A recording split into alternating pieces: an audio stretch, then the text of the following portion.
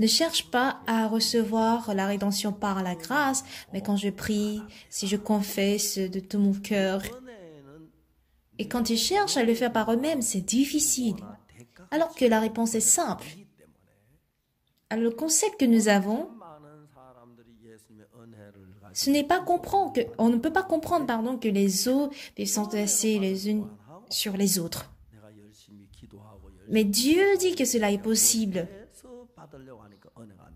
Quand les sacrificateurs mettront leurs pieds fermes sur le sec, la terre sera sèche et les eaux seront entassées comme un mur.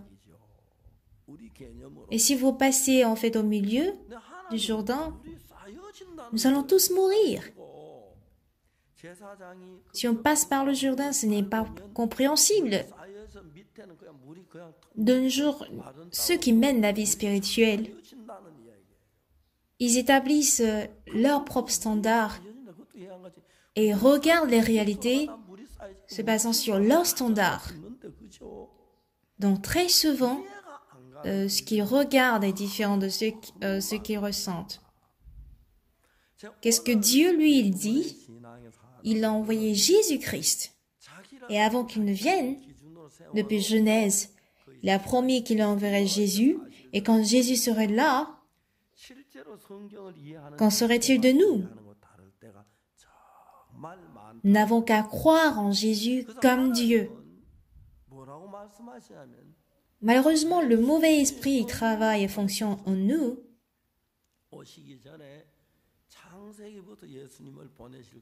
Et il nous a déjà créé un monde dans lequel tout est différent de Jésus-Christ. Donc si nous lisons la Bible avec nos propres normes ou nos propres standards de monde, les réalités de la Bible sont différentes de nos pensées. Donc ça nous empêche de croire la parole telle qu'elle. On a réuni 1000 pasteurs cette semaine à Hong Kong et j'ai prêché l'évangile pendant 4 jours. Ils étaient étonnés pourquoi. Pasteur Soupar ne prêche pas quelque chose de particulier, d'exceptionnel. L'essentiel, c'est que peu importe comment on regarde, la parole de Jésus est vraie. Dans la Bible, au Romains 3, verset 23, dit, au verset 24, il nous dit que nous sommes justifiés. Et nous sommes gratuitement justifiés par sa grâce.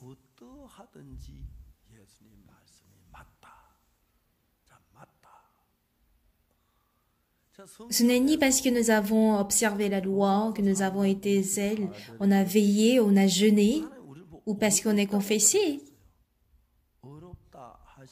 Quand Dieu a établi les normes de justification, ça n'avait rien à voir avec nos œuvres.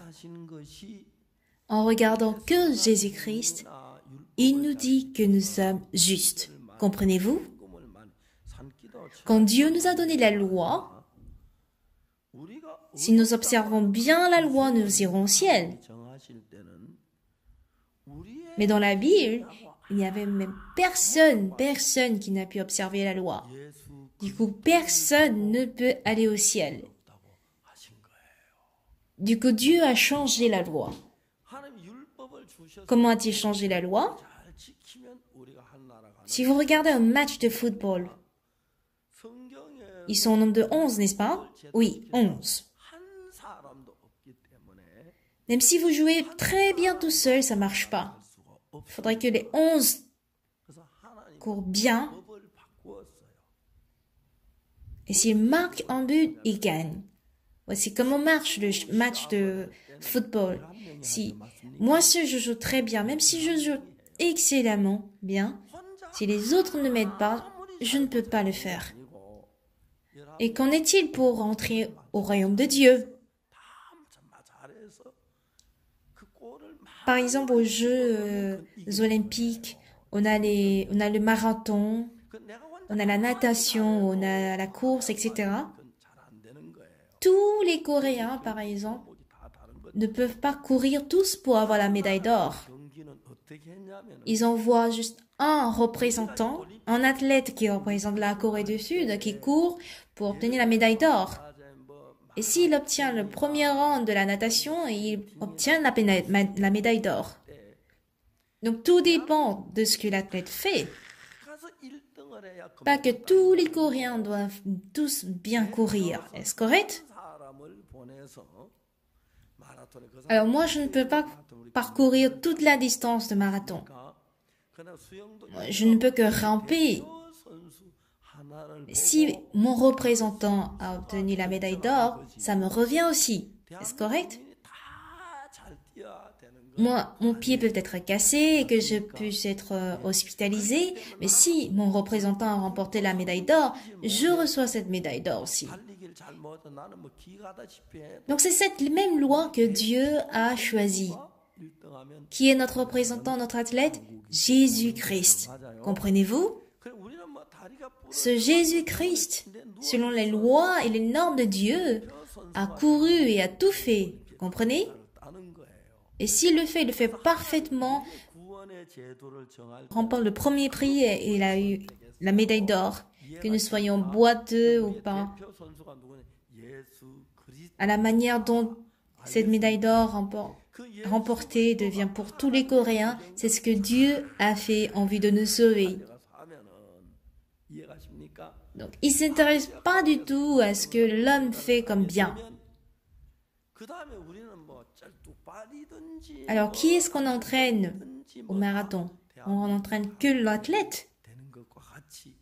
C'est pas que nous tous, nous allons suivre l'information. Nous pouvons dormir, faire tout ce qu'on veut. Si cet athlète remporte la médaille d'or, c'est le drapeau de la Corée qui est soulevé et que cette médaille d'or est ramenée pour la Corée du Sud.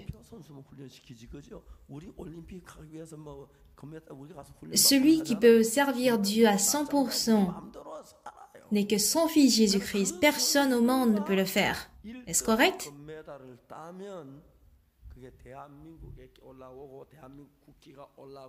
Et c'est par ce moyen de Jésus-Christ que nous sommes sauvés. Et c'est par la grâce de Jésus que nous sommes sauvés. Ça n'a rien à voir avec nos propres œuvres. Vous pouvez dire Amen? On dirait 5 personnes qui ont dit Amen. Vous pouvez dire Amen? Oui, Amen. Du coup, dans notre vie spirituelle, j'ai lu la Bible, j'ai lu beaucoup de Bibles, moi j'ai prié, j'ai donné beaucoup d'offrandes, j'ai fait beaucoup de bien, tout ça n'a rien à voir avec Dieu.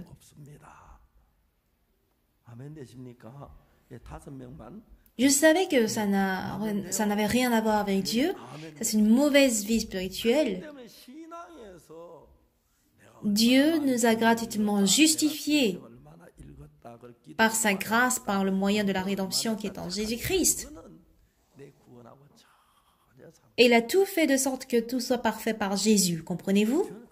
Mais beaucoup de gens de nos jours cherchent à être gentils par eux-mêmes, ils cherchent à être saints par eux-mêmes, ils cherchent à ne pas pécher par eux-mêmes, ils cherchent à être parfaits par eux-mêmes pour hériter le royaume de Dieu. Nous avons assisté au concours de marathon, mais nous avons été, disons, disqualifiés. Du coup, personne ne peut accomplir, ne peut jamais atteindre le niveau de Dieu.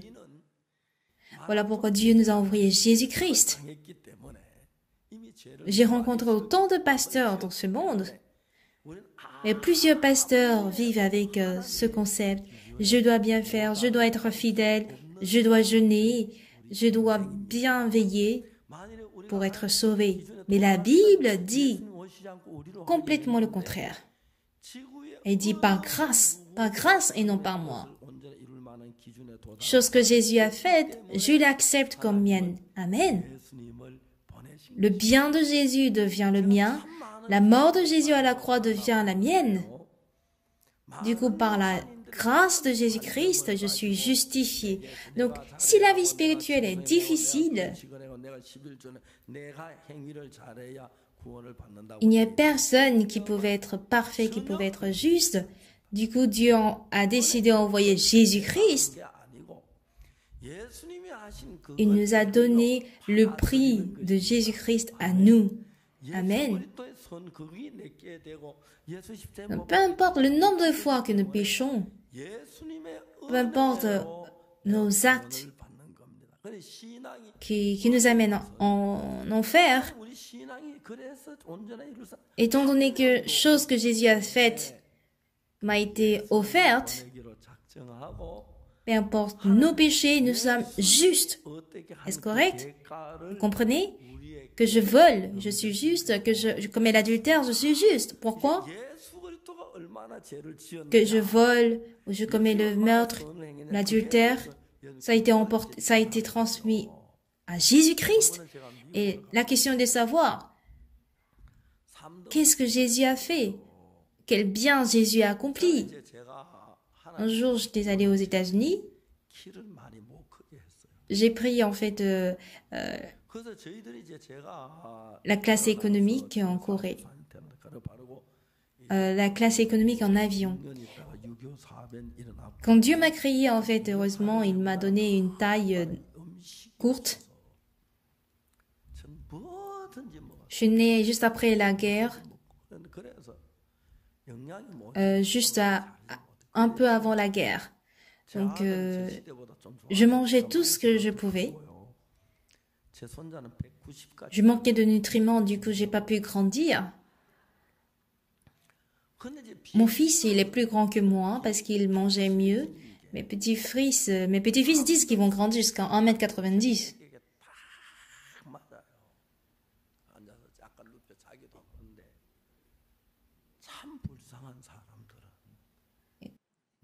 Quand je m'assois sur les sièges de classe économique, ça me convient très bien. Ça a été fait pour ma taille. Mais il y a des gens auxquels Dieu a donné trop de taille. Leurs pieds et leurs jambes n'entrent pas dans le siège économique. Donc, ils souffrent beaucoup.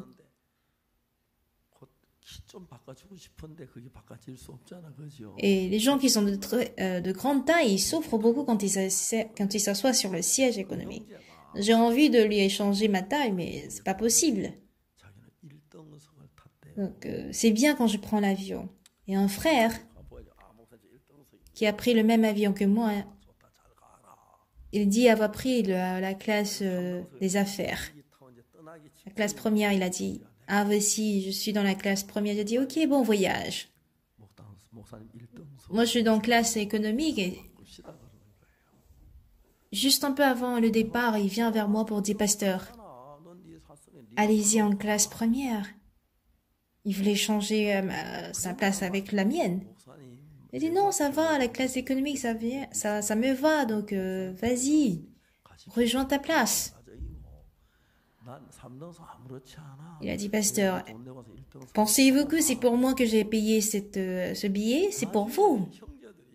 Il dit, c'est pas grave. Tu as payé pour la classe première, donc sois dans la classe première. Il y a les frères autour de moi qui m'ont trouvé étrange. Ça ne me dit rien d'être en classe économique, mais ils m'ont supplié. Ils disent, ça va, vas-y. Les anciens autour de moi ont dit, pasteur, qu'est-ce que vous faites? Non, en classe première. C'est bien, en fait, en classe première, vous aussi, vous prenez la classe première. Le frère a payé le billet de classe première, mais il m'a donné son billet à moi et il a pris mon siège en classe économique. C'était ça son plan. Il n'a pas de raison d'aller aux États-Unis, mais envie de me faire monter en classe première. Voilà pourquoi il a payé ce billet. Et qu'est-ce qu'on appelle? Comment décrivons-nous cette affaire? On parle de la grâce, parce que je ne l'ai pas payé. Si vous allez au ciel parce que vous faites de bonnes œuvres, ça, ce n'est pas la grâce. Ça, c'est un prix. La grâce consiste à ne rien faire du tout, mais recevoir le prix gratuitement. Par la grâce. Chose que j'ai reçue, en fait, était censée m'apporter la mort et la destruction, mais Jésus-Christ m'a donné le trône et la gloire à moi, gratuitement, et ça, c'est la grâce. Si je paie le prix de la grâce, ce n'est pas la grâce. C'est comme une chose due, comme il est écrit dans Romains 4. Dans le monde de Dieu également,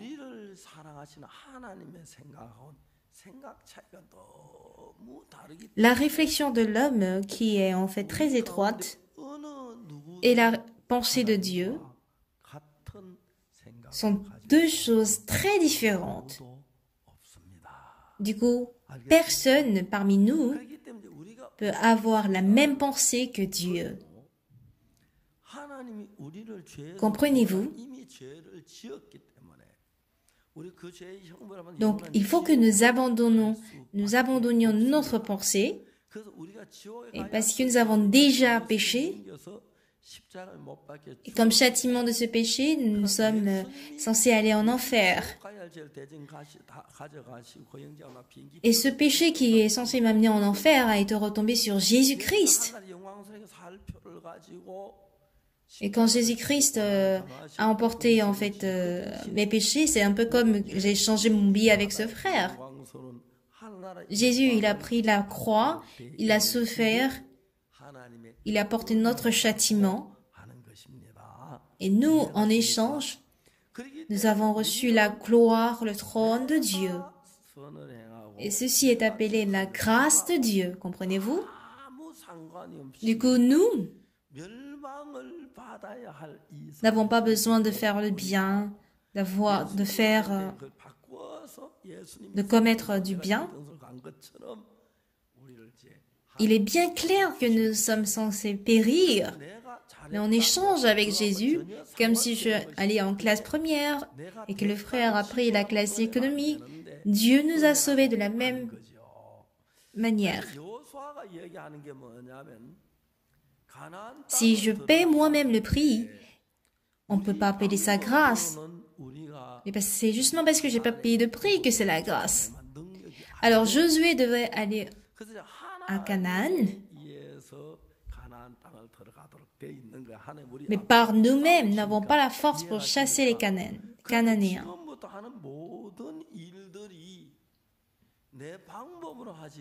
Mais Dieu nous a devancés toujours pour que nous allions à Canaan. Donc tout ce que Dieu fait, je ne dois pas le faire par mes propres méthodes, mais je dois le faire avec les méthodes de Dieu. Comprenez-vous?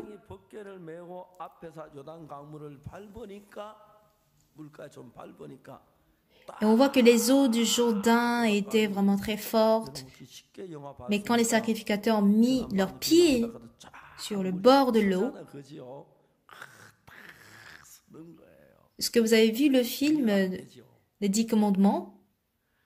On voit comment les eaux, toutes les rives, tout d'un coup, se sont arrêtées. On voit les eaux qui descendent en haut, qui se sont arrêtées, et ces eaux se sont élevées en un monceau.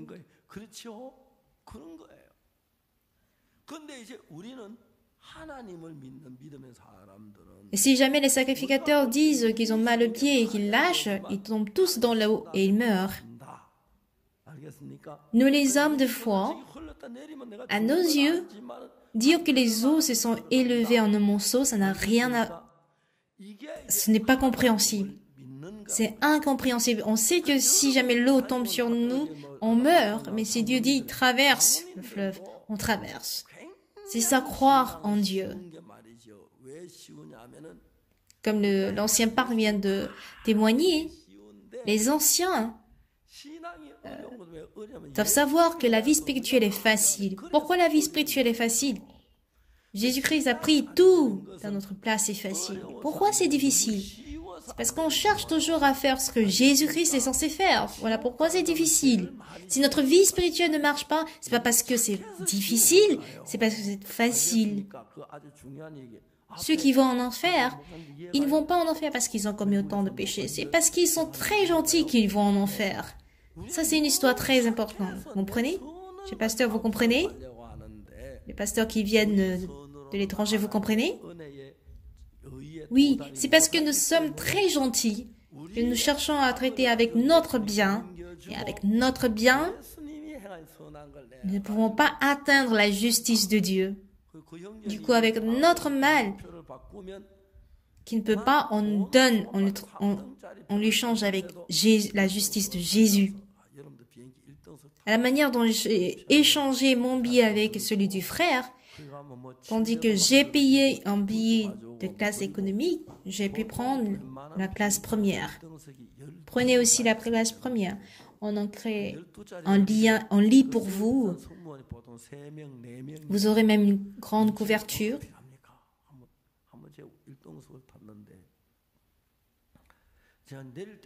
Il y a 3 voire 4 hôtesses qui servent pour 12 personnes qui sont en classe première.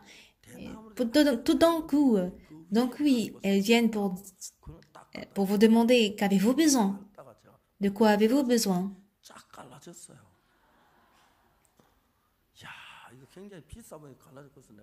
Et un jour, j'ai voulu faire du sport, mais quand je me suis levée, une hôtesse est venue me donner en fait une plaque en bois sur laquelle je peux faire le sport. Et quand j'ai sauté dessus, ça s'est cassé. J'ai cru qu'elle allait me demander de rembourser cela, mais elle a pu échanger avec une nouvelle. Depuis ce jour, je n'ai plus sauté dessus. Je pouvais simplement marcher, mais je ne sais pas pourquoi j'ai sauté dessus. Tant que je suis en classe première, j'ai déjà payé tout ce prix. Comme quelqu'un d'autre peut me donner cette place, parce qu'il a payé déjà ce prix, peu importe mes œuvres, Jésus-Christ a tout fait et c'est ce qu'on appelle la grâce. Si je vais au ciel avec mes biens, ça ce n'est pas la grâce, vous comprenez? Si nous changeons donc le concept de notre vie spirituelle, qu'est-ce que Jésus veut? Il faudrait que nous croyions en Dieu tel quel. Vous allez vous dire, il faudrait croire autre chose. Comment c'est possible d'avoir une mesure de fleur de farine pour un cycle demain à 7 heures? Il faut absolument changer notre notion de pensée, parce que quoi qu'on se dise, on ne peut jamais aller au ciel par nous-mêmes. Nous avons les mêmes yeux, les mêmes oreilles, même nez que Jésus-Christ qui a été envoyé par Dieu. Il a 2 mains comme nous, 2 bras comme lui. Pardon, 2 bras comme nous, 2 mains comme nous et 2 pieds comme nous. Et Jésus demande, mais regarde-le. Il nous a envoyé le même homme que nous, Jésus-Christ. Et c'est sur lui que nos péchés ont été transférés. Il a reçu le châtiment donc de nos péchés en vue d'accomplir notre justice, notre justification. On voit des eaux devant nous. Ces eaux ne peuvent pas s'élever en un monceau, mais quand on voit les eaux s'élever en un monceau, est-ce que je peux traverser? Et si jamais l'eau tombe sur nous, je ne peux pas nager. Quand ça se passe ainsi, le problème devient sérieux. Nous n'avons fait aucun bien. Et beaucoup de gens se tiennent devant Dieu pour dire « Je suis pécheur, je suis pécheur. Quand je me vois, je suis pécheur. Donc je ne peux pas du tout dire que je suis juste. » À mes yeux, il est bien clair que je suis pécheur. Mais Jésus est mort pour nous et s'il a été justifié, s'il a justifié nos péchés pour nous, croire que, ah oui, je suis juste, c'est ça, croire en Dieu. Si je dis, non, Seigneur, je suis pécheur, je ne suis pas juste. Dans ce cas, vous n'êtes pas en train de croire en Dieu, vous êtes en train de croire en vos propres pensées.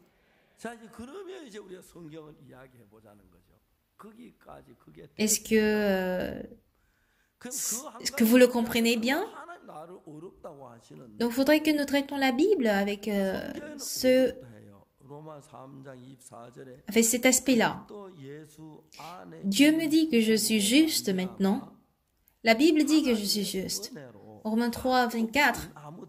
Et ils sont gratuitement justifiés par sa grâce, par le moyen de la rédemption qui est en Jésus-Christ. Le cœur de Dieu nous est visible. Quand Dieu a créé notre cœur, comment a-t-il créé notre cœur? Il a créé de sorte que nous puissions accepter la parole telle qu'elle. Et si nous acceptons sa parole telle qu'elle, il entre en nous et travaille en nous.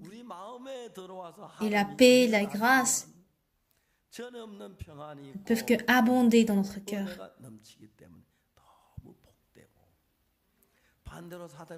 Si on se dit qu'on est intelligent et que nous refusons ou nous repoussons la parole de Dieu avec orgueil, nous ne pourrons pas bénéficier de cette grâce et cette bénédiction de Dieu.